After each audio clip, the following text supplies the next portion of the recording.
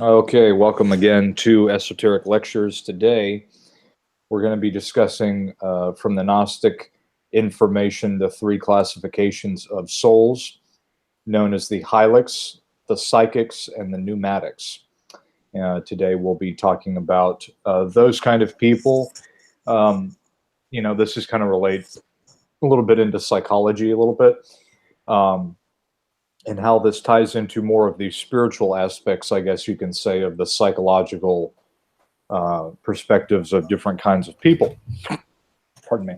So, those are the three classifications of people we'll be discussing. And I think the first thing the first classification of people I think we should mention is the Hylics, because, and we'll get into this a little bit too, that the nature of our world is a Hylic. It's a material existence. It's a Hylic world based on Hylic things and Hylic, set of what's the word for it? It's a material world, and that's the nature of our existence, as we've talked about before. And I think we should get into that first. Johnny, do you want to set it up a little bit first before we kind of mention these, just so people have a little bit better idea, and then we'll kind of dive into it?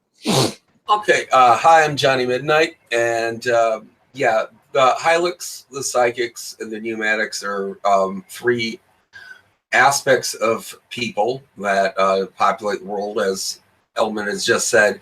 This was a concept that was devised by Valentinius, who was a Gnostic priest and a student of Gnosis, back around the 1st century AD. Valentinius was originally training to become one of the very early Catholic priests, and was even looking at possible bishophood.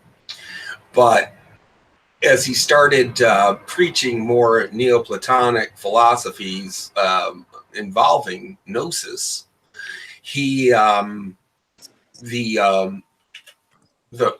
Pope at that time was basically excommunicating him for preaching about these different types of philosophies and ideas. Now, he was the Valentinius was the person who developed these three classes of people, as he understood them and identified them.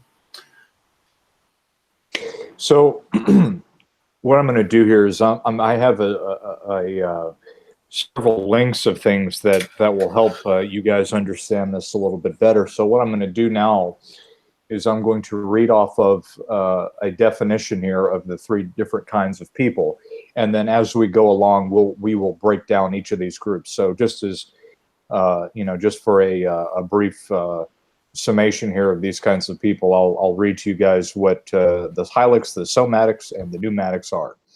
So the Somatics, first of all, there are three grades of human spirits with which the Gnostics have categorized through time.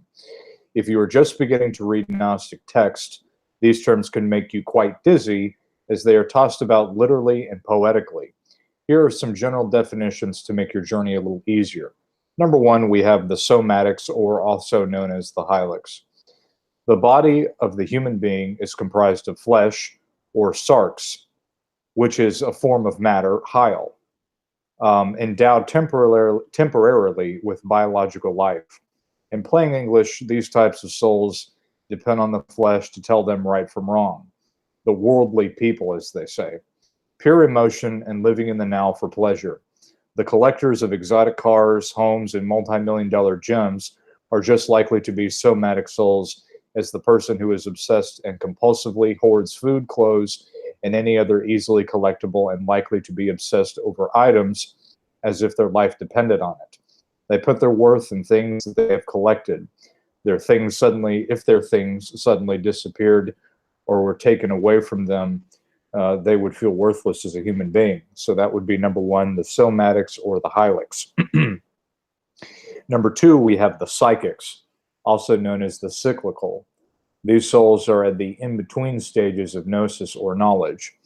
They can accept that there is a world beyond the flesh. However, they are still fighting between what their eyes see and what their hearts feel, a combination of thinking and feeling.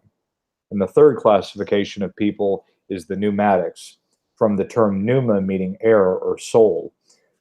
These souls retain a living connection with the pleroma, which the pleroma is heaven.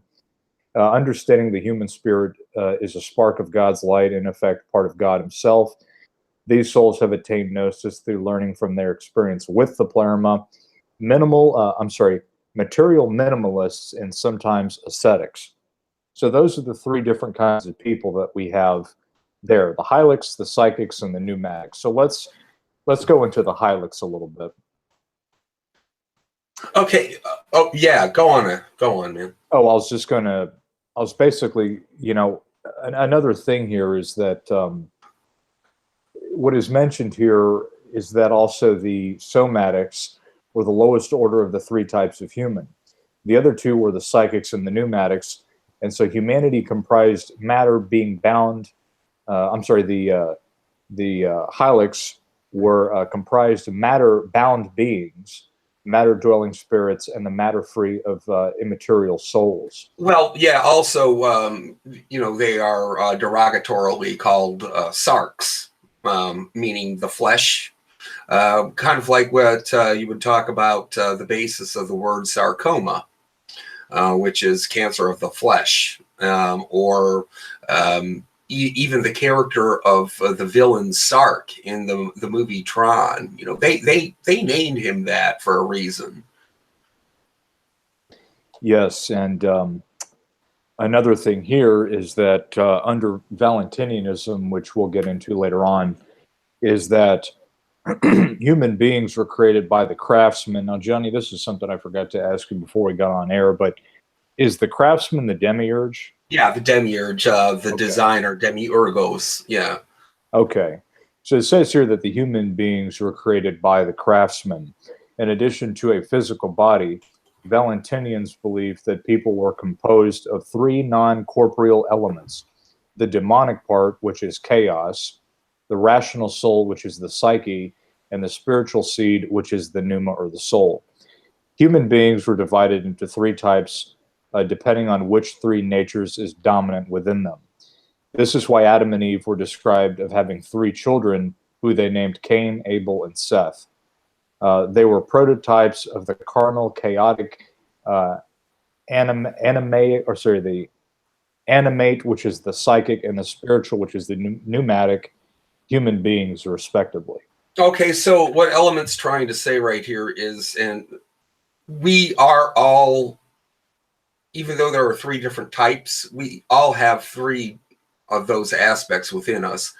So you may actually be, highly pneumatic person, but you have a fair amount of psychic aspects that are, being an intermediary with your Hilux self too. And as above, so below, you have those three aspects in your spirit in the Hyle.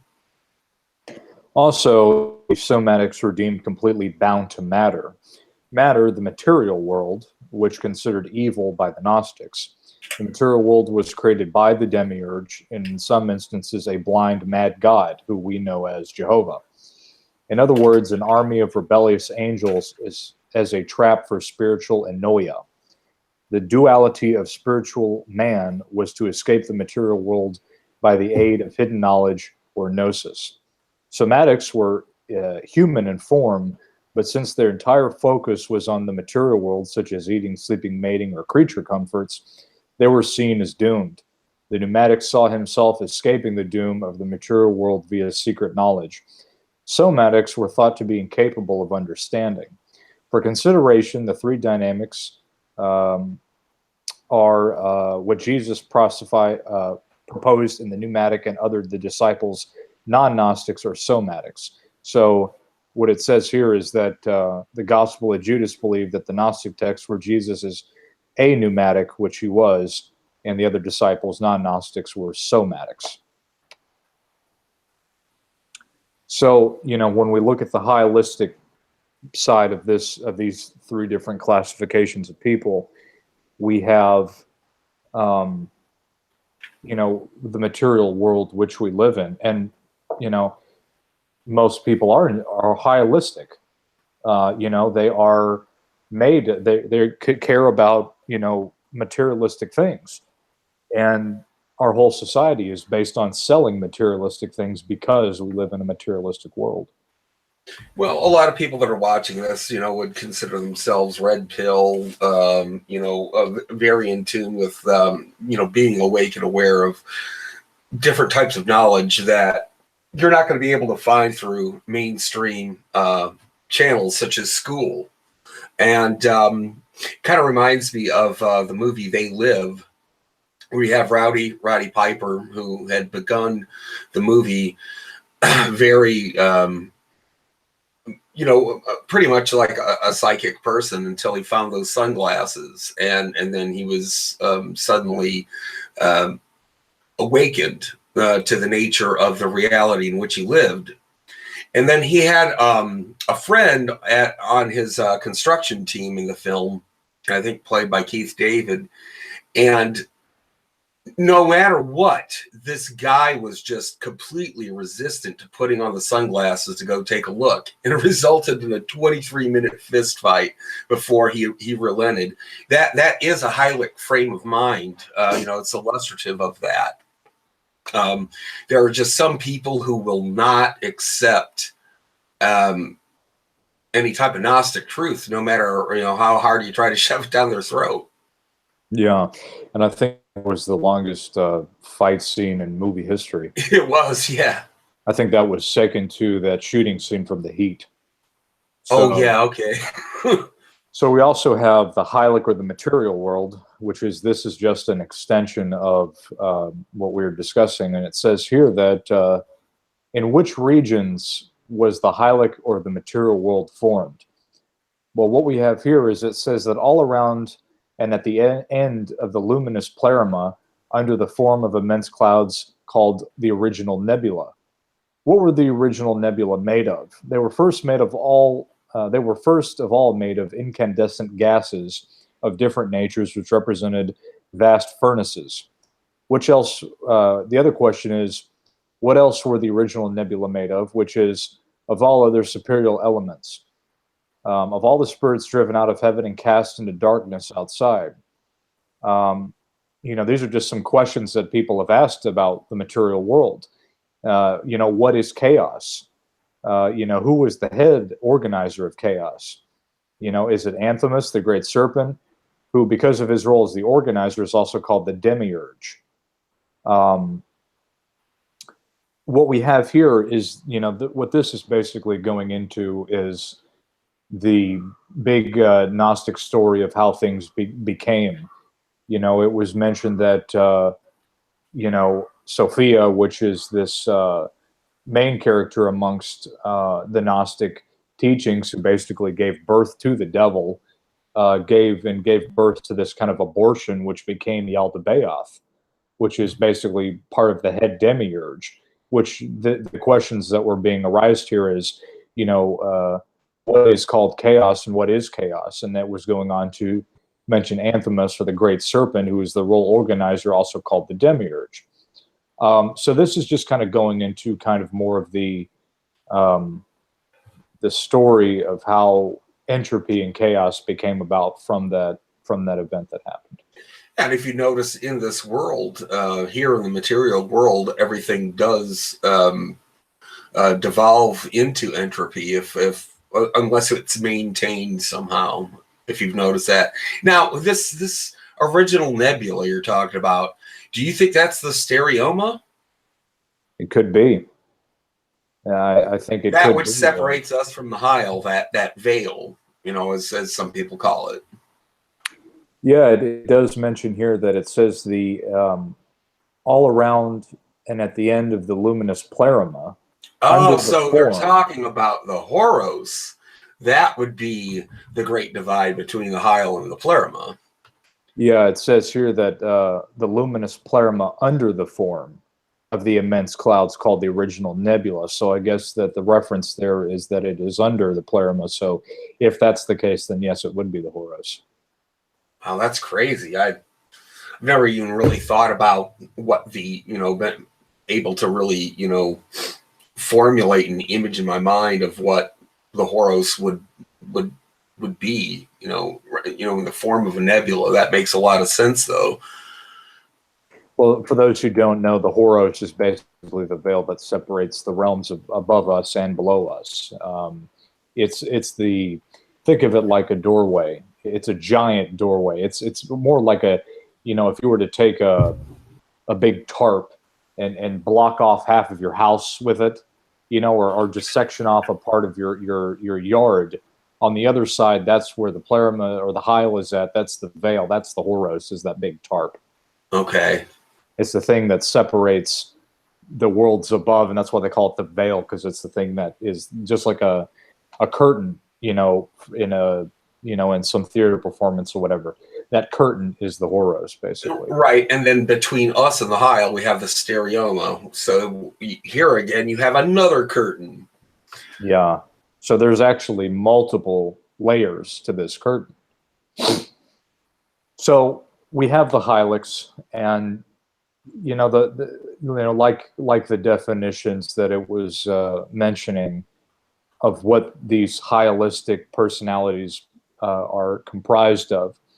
We see a lot of this world again made up of a hylistic nature. People that are worried about materialistic things, cars, money, fame.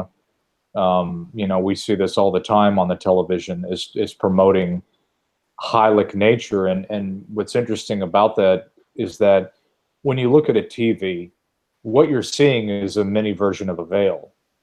Because what's on the other side of the veil? It's the Hyle. So you're looking through a Hyle, and it just so happens that the television is promoting Hylistic, materialistic things.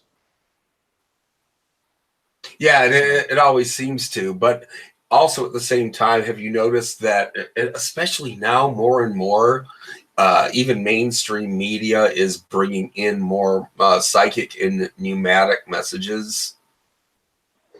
Yeah, I mean, what examples do you think that would be shown there through that?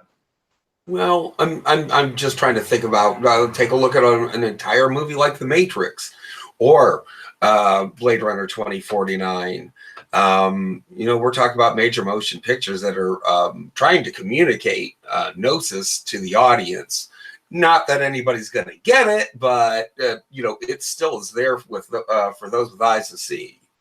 I wonder why the filmmakers, many of whom are in the know, with, say, the archons or the oligarchs, why would they do that? Why would they drop that kind of knowledge? Well, I think it's part of their rule book. I think it's part of their world, that they have to play by certain rules that they don't tell us they have to play by. And I think part of those rules is they have to embed certain bits of knowledge in with the coded messages, which is what they are. It's knowledge, like the diagram that we're looking at, Johnny, before we went on air, of those powers. And in those powers, they had all those different embedded kind of characteristics that were supposed to be for the good. Right. We had the authorities. Yeah, we had the authorities versus the powers, and the powers were sort of like helper agents for us here, for our souls up in the Hyle. And as above, so below, that goes down and filters into the corposa. So maybe there is some unwritten bylaw where there has to be that type of content in our books and in our comic books and in our movies and video games, whatever have you. Yeah, basically the powers are the oligarchs in an as above, so below dynamic. And part of that, and I think that either they have to do it or they're doing it unknowingly. Either way, they're putting it in there. And for those that have the eyes to see and the ears to hear, they'll know what it means. Otherwise, they don't have a reason to share any of that with anybody and just keep it themselves. But I think that because the nature of how the world works, that's what they base their movies off of, because that's just what they know. That sounds pretty organic and logical. Yeah. Yeah. So that's the Hylics. Let's get into the psychics. And the psychics are basically, just to reiterate here, also known as the cyclical, are the souls that are in the in-between stages of gnosis. They can accept that there is a world beyond the flesh, however, they're still fighting between what their eyes see and what their hearts feel, a combination of thinking and feeling. And Johnny, you mentioned, of course, the scene with, in the movie They Live, when the guy's trying to fight him to put on the glasses. And, you know, even before then, when the guy finds the glasses, he was taking them on and taking them off. At that stage, he was a psychic, I think. I agree. I agree. And it's funny, too, he's feeling the effects of that change as he was, you know, different aspects of him were getting stronger. He was getting those headaches. Yeah. Yeah, exactly. I think that at that point, you know, as that movie is a great example of this, you know, that movie was, you know, John Carpenter, I'm sure he knew about all this stuff, of course. And that was a great scene to tie in well with these three classifications of people, is that he, when he was putting on those glasses and seeing the magazines, he couldn't believe what he saw, but he was adjusting. And then towards the movie, of course, he became a pneumatic. Now, the psychics are the cyclical classification of soul. Like it says here, is in the in-between stages of gnosis. Johnny, what other examples do we think we can pull from, possibly either from movies or from other examples or things that we've seen that illustrate this a little bit better? Well, I think, for instance, you could have that the character Officer K in Blade Runner 2049. You know, even though he was an android, he was still going through that transition from one state to another, you know, going from a psychic to a pneumatic, or well, going from Hylic to a pneumatic to a psychic. Remember when he was being interrogated at the beginning of the film, he was able to pass that test easily. But then toward the end, as he achieved more and more gnosis, he was breaking from that script. He was breaking from that system. He was no longer able to recite his programming and be able to reiterate it. Remember that part? Yeah, yeah, the cell interlinked. Right. I think, you know, that's an interesting interesting thing there that just came to mind, was that it was a while back. I remember I showed you a video clip from a short film that who is the guy that directed Alien? Oh, Ridley Scott. Ridley Scott. You remember that scene where that guy's sitting in, it was Giovanni Ribisi's character. Oh, Was sitting in right. front of that thing. What I find kind of interesting about how this ties into modern technology is that AI also in Blade Runner 2049, those two kinds of tools of technology that they use to control people. On a spiritual level, they're trying to maintain the Hylic nature of the material world. But in order for them to do that, they have to use almost like an AI to do that. And that's why they were testing him to figure out, you know, is your soul evolving past this material world? Right. And, you know, since we're talking about in that film, those testers, those examiners were possibly oligarchs or agents of the oligarchs. And they don't want people to attain gnosis. They were testing to see if, you know, he was learning too much. You know, and when we describe the demiurge, which are the guys, the entities that run this place, the black goo, and I'll throw this in there. You know, you hear a lot about this black goo stuff. The black goo is the demiurge. They've been reduced down to that. And so it's a form of technology is what it is. When you go look up black goo, what you end up finding out is that it is comprised of an artificial intelligence when they break it down, what these people have found. It's linked into chemtrails. It's linked into Morgellons disease. It's a bioparasite, which is exactly what the archons do, is kind of parasite off of the creation or the abortion, if you will, of what we find was the emanation of this thing with Yaldabaoth and all the rest of the chief archons.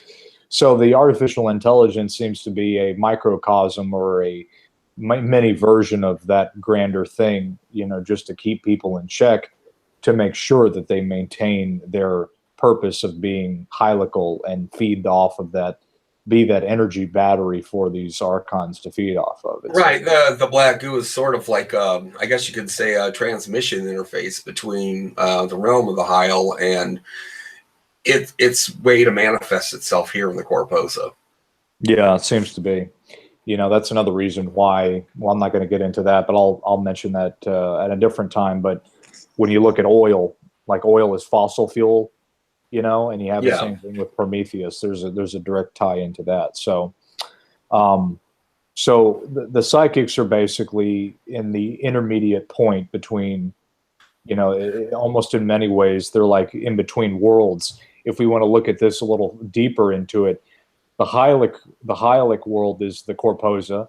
The psychic world is basically the in-between point, and the pneumatic world is the Pleroma. So you have three different levels of worlds, basically, like the Pisces. Well, a psychic person is somebody who, asks questions, somebody who might not be completely simpatico with something that's being taught to them, say in school or on job training, or something that is being lectured through the mainstream media, especially a news report.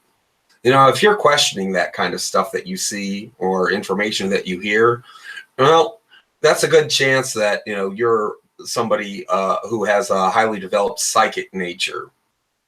Yeah. Now, I want to just briefly touch back on the Hylics for a moment. And this is going to go into Valentinius. And Johnny, I'll read this section. I'll let you explain a little bit about Valentinius. The Valentinians believe that there was three essential kinds of people, as we mentioned before, corresponding to the children of Adam and Eve. The carnal people, those who descended from Cain, and those that do not respond to spiritual seeds.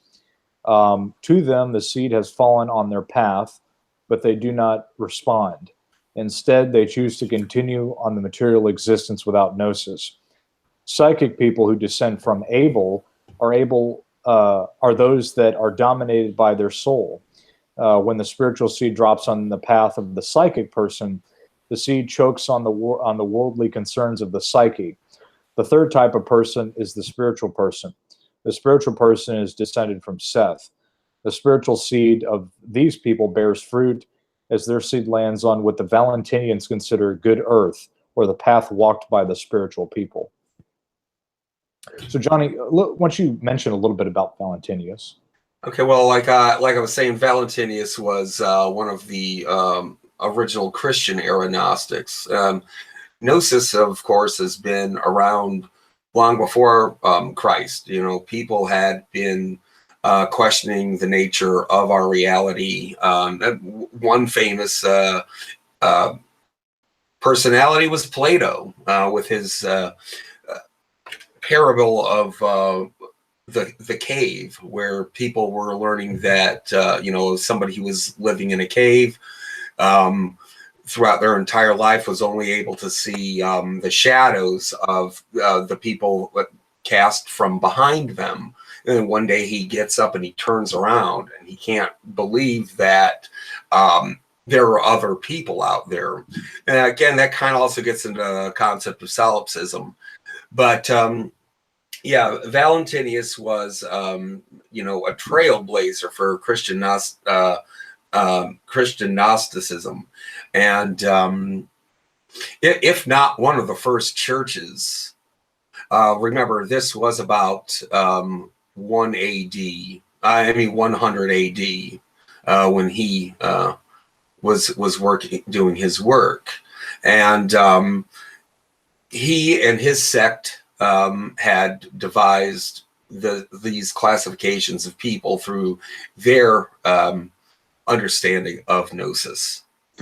Yes, and speaking of that, we also have another thing, speaking of Valentinius, is that from these descriptions, Valentinius developed the pneumatic equation that simply states that both humans and the world are flawed. Essentially, the human will only be able to recognize the error of humanity and the world through Gnosis. Thus, salvation is not necessary. In a sense, the salvation is to happen after death. Rather, Valentinius prophesies that humanity does not need saving, it needs transformation. The only way to transform humanity is through Gnosis. From here, Valentinius describes what he called the spiritual self-knowledge. Before the human receives Gnosis, the ego is the epicenter of all thought and living. When the individual's life centers on the ego, they live in ignorance. The attainment of Gnosis provides a spiritual self-awakening to become immersive, and the immersive equivalent to the ignorance of the ego. Valentinius believed that those who worship material items suffered from Hylics, boy, what a word there, Hylicsism. Those that worship the mind and emotion soul suffered from psychicism. The real healing work of Jesus is known by replacing the attachment of such material things with spiritual freedom. So basically, in other words, when you begin to transition yourself into learning and attaining Gnosis, you're basically re-alchemizing your soul through knowledge. It's exactly like I was saying, and I'm in lockstep agreement with Valentinius's salvific philosophy, that you can attain ascension after death. And why is that? Because Gnosis or knowledge has to be gauged, and you gauge that with a test, which will take place after your death. Yes, that is, in other words, kind of like the resurrection of your soul. And, right, but you have to earn it. Right. Yeah, and it's very interesting just from my own personal experience. When I learn new things, it's almost a sense of relief and freedom. You know, I've heard many people, including on our page here, comment and say things like, this is very liberating to hear this information, because that's exactly what the information is intended to do. Well, you know what? Like I was saying earlier on the show, a lot of people are asking these questions, or they've even just been having these notions, but there was just nobody around to be able to address that or to articulate it. And believe us, we're not the only ones online doing this, but we're happy to help anybody out there that is asking those questions, and we're trying to answer them for you as best as we can. And we too still have a lot of questions we're asking. Absolutely. And the final classification of people we have is the pneumatic. And the pneumatics were in Gnosticism the highest order of humans. The other two orders being psychics and Hylics, or matter. The pneumatics saw themselves as escaping the doom of the material world via the transcendent knowledge of Sophia's divine spark within the soul. It says here that they conceive then of three kinds of men: spiritual, material, and the animal. The material goes as matter, of course, into corruption. The animal, if it makes choice of the better part, finds response in the intermediate place. But if the worse is, too shall pass into destruction. But they assert that the spiritual principles which have been sown by Achamoth, being disciplined and nourished here from the time until now in righteous souls, because when given forth by her they were yet to be weak. The last attainment of perfection. They shall be given as brides to the angels of the Savior, while their animal souls of necessity rest ever with the demiurge and their intermediate place. And again, subdividing the animal souls themselves, they say that there are some by good nature and others by nature of evil. The good are those who become capable of receiving the spiritual seed and becoming pneumatic. The evil by nature are those who never are able to receive the seed and become Hylic. And it goes on to mention that the New Testament is in a contrast is made between the psychikoi and the pneumakoi, and former of whom were mere animal soul primordiates, the later exhibiting the work of the higher spiritual nature in the Valentinian system. This construct is sharpened and made to depend on the original difference of nature between two classes of men, and mythical theory being devised which profess to account the origin of different elements in man's nature. The psychic element being something higher and better than man than merely material elements, but immeasurably inferior to the pneumatic. And it just goes on to mention, it may well be believed that the language of the Gnostic sect, the Pneumakia, and the spiritual man who have attained the perfect knowledge of God and have been able to initiate into these mysteries of Acumoth herself, according to the Christian brand known as Psychic Way. So the Pneumatics are basically those that have attained a higher basis of knowledge. Yeah, and that passage that you were just reading about was talking about, say, somebody who goes completely Hylic, sort of an analogy to that, or living examples, would be somebody like these Hollywood pop stars like Taylor Swift and Katy Perry and them, where they quote unquote sell their soul for the material world. And in that case, they are doomed for Hylic. Hylic. Yeah, like we've discussed. Yeah. And a lot of these people do come from the Canaanite bloodline. That's why you see all this, like Brooke Candy. Remember that, Johnny? Yeah, yeah, Brooke Candy. Go Google, Google her. The Cain symbolism in that music video. Yeah.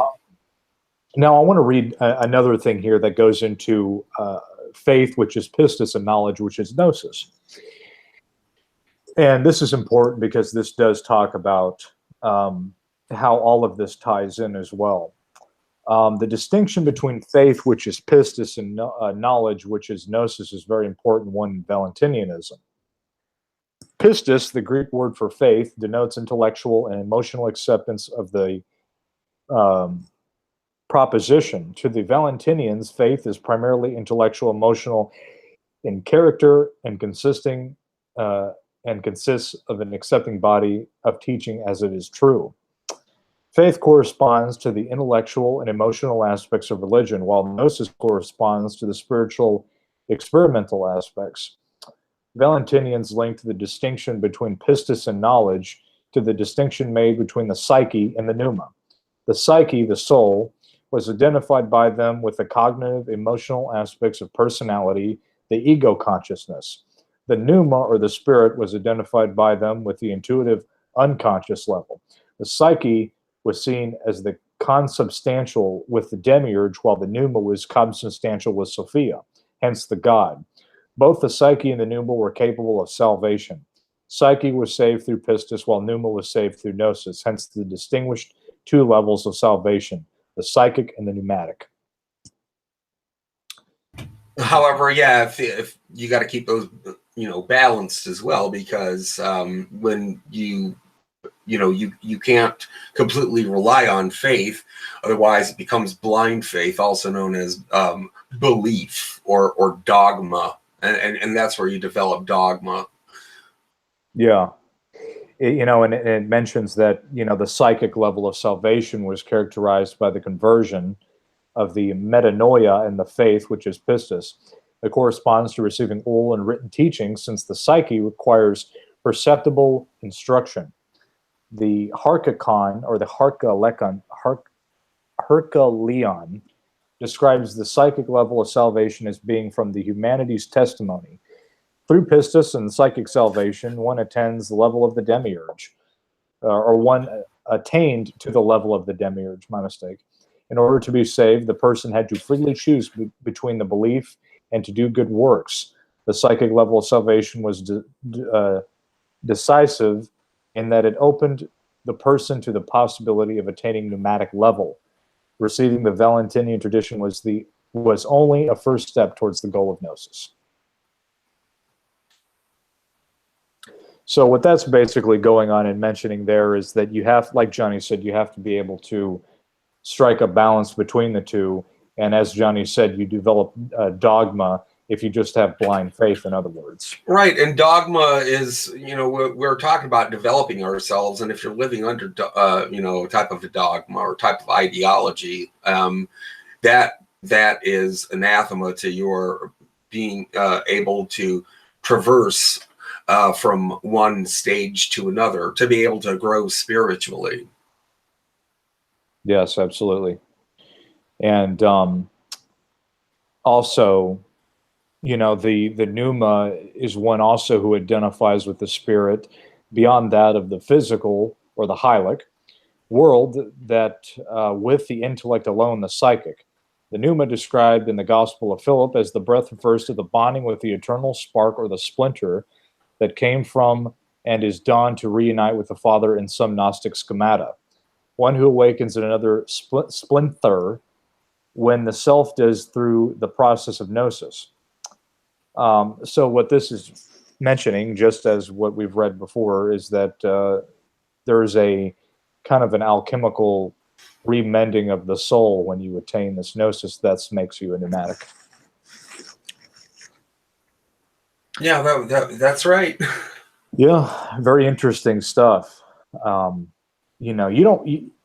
There's a lot of good stuff in psychology that mentions the different kinds of people, but this stuff is like, Well, takes it to a this whole is nother also, level. yeah, this is the basic philosophy of, say, the Jungian archetype schematic. And of course, a lot of people here know that Carl Jung was a practitioner of Gnosis. He even had the original Nag Hammadi library in his possession for a while. I'm talking about a great study guide. What's that? That's pretty mind-blowing. Yeah, that ain't no coloring book. No. Well, I want to mention one other final thing here, and when we look at our society today, we definitely see the Hylics, and we might see some of the psychics, but the Pneumatics seem to be very reclusive in a lot of ways because, the alchemical shaping of the soul, they kind of separate themselves from the material world, wouldn't you say?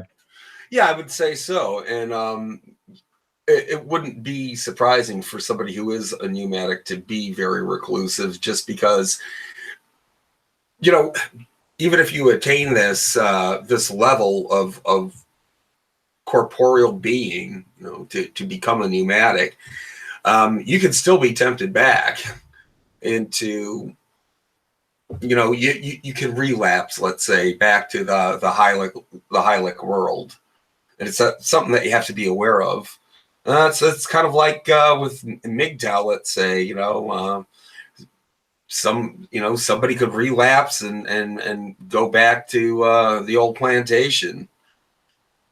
Yeah, absolutely. And it's a struggle because, as was mentioned, we inhibit all three of those characteristics, and some of us are more Hylic, some of us are more psychic, and some of us are pneumatic.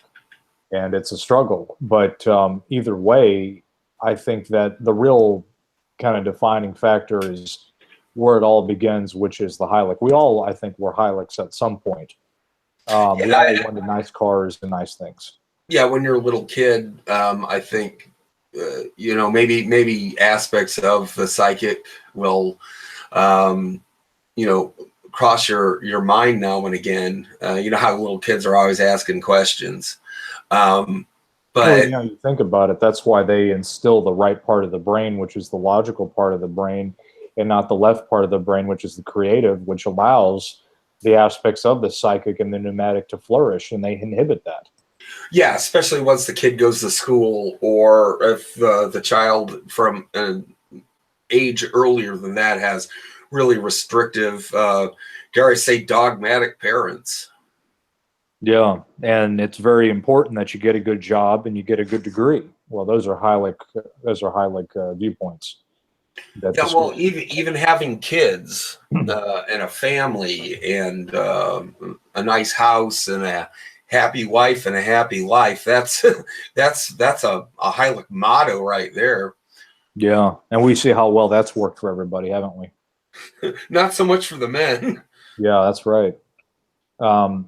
And so we see this as, when we look at I think for a lot of people, and this is the final thing I'd like to bring up with this, is that before that, we have this multi-pronged agenda, not just for the brainwashing, but we have to go upstairs and take it a step further. We have to look from the pneumatic perspective. or the psychic perspective even, that there's a spiritual aspect to what's going on here about what they've been doing to the Hylic or material world.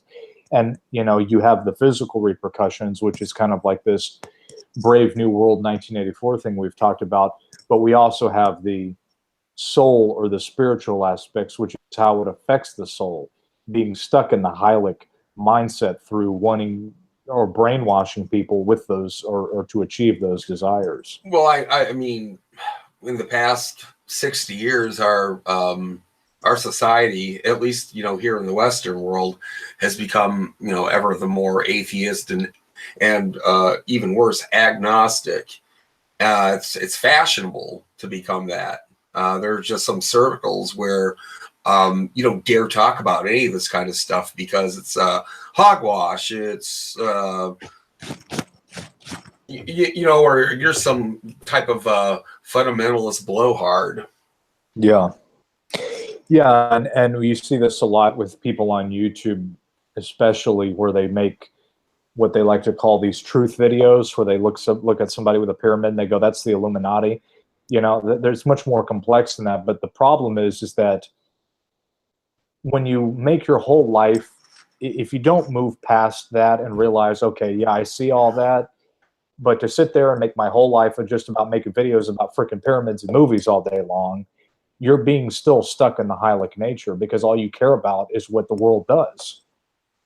You And know? yeah, you're not questioning exactly. Okay, well, so why is this pyramid so significant? You know, why is this eye so significant? And so once you start questioning that and you learn about it, you know, you have to then you have to go forward from there on and really begin to understand that type of symbology and, you know, why it had been placed there in the first place. And I'm sure the oligarchs also use these terms, the Hylic, the psychic, and the pneumatic, just as an inverted way to associate or establish a hierarchy of who is in the know about something.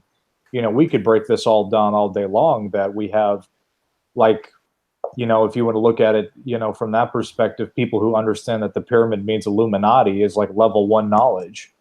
You people who Sure. understand that the pyramid means a little something different, then they achieve level 2 knowledge, which is like psychics. And then the people who really know what it means are like the satanic pneumatics, you know? Oh yeah, exactly. And you can be that you can attain that type of gnosis for, well, evil purposes, for completely selfish purposes, which then brings you back full circle into a Hylic state. I guess in the reverse of that, in the Luciferian thing, the pneumatics would be at the absolute lowest of the list.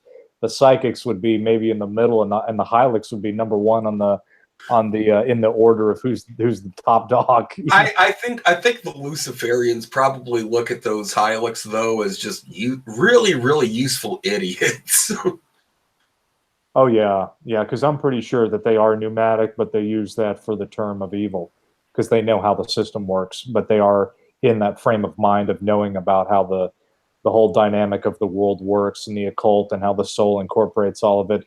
Otherwise, they wouldn't be incorporating how to manipulate the pneumatic or the psychic or the Hylic for the purposes of evil to begin with. Yeah, they wouldn't know how to do it in the first place. And, you know, like I said, you can have that type of pneumatic level of knowledge, but not do it for, you know, the benefit of anybody. Yeah, yeah, and so everything here works is inverted, you know. So if you were to look at it from that perspective, I'm sure that that would work on the same level. All this knowledge that, you know, and that's one thing I have to make a public announcement about is that most of the stuff that you see on YouTube is a bunch of horse phooey. You know, it's a bunch of people that what, you know, I told Johnny they call it conspiratainment. It's just for people's entertainment. They watch it because they find it interesting, but they don't really apply the knowledge for anything that they really need to know to benefit them to achieve those levels of the different classes of people, the higher levels, the psychic or the pneumatic. So, you know, that's that's just something you got to be aware of. Most of the stuff on YouTube is, you know, people talk about chemtrails and all that. And that's great and fine. And yes, that stuff exists, but you got to go higher than that. You can't just play with Legos if you're not going to learn how to build a building. Yeah, that's a really good analogy you put right there. It's sort of like when somebody wants to learn something about any kind of topic, and then they just stop at the Wikipedia page, and they never go dig deeper into the source material. And it takes work, you know. Johnny and I have been going over this stuff. How long have we been doing this channel, Johnny? How long have we been researching and bringing up topics? It's been a while. We started talking, I guess, around August on a one-to-one basis, and I guess we've begun broadcasting in October.